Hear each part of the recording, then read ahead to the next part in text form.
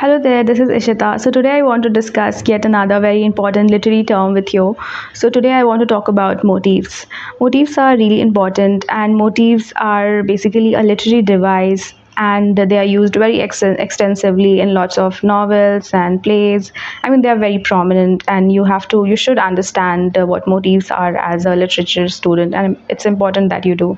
So motifs are basically a set of recurrent images or phrases or a set of particular themes that are constantly brought up in the narrative of a play or a story in order to highlight the dominant themes of that particular story, or the dominant themes that the author wants us to kind of notice. And he or she does that by constantly bringing up certain images, like it can be through certain objects, and it can be through certain usage of certain colors. Like in some novels you would find that there's a dominance of certain color.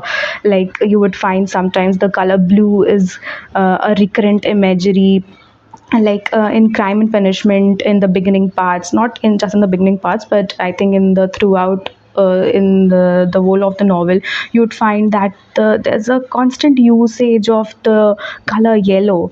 So it is used to highlight the character's sense of ambiguity and loneliness. So that is how motifs work. They kind of foreground a certain idea. And yeah, it is very interesting to learn about motifs. And I'll give you one more example to further clear the idea of motifs. Like you must have read this very popular novel among literature students, which is Things Fall Apart by Chinua Achebe. So that novel is full of a lot of very recurrent imageries and motifs. And one of the very recurrent one is the usage of yams. So yams are very recurrent, and they are constantly in the backdrop. They are constantly brought up by the characters, so they are very important part of the narrative of that novel.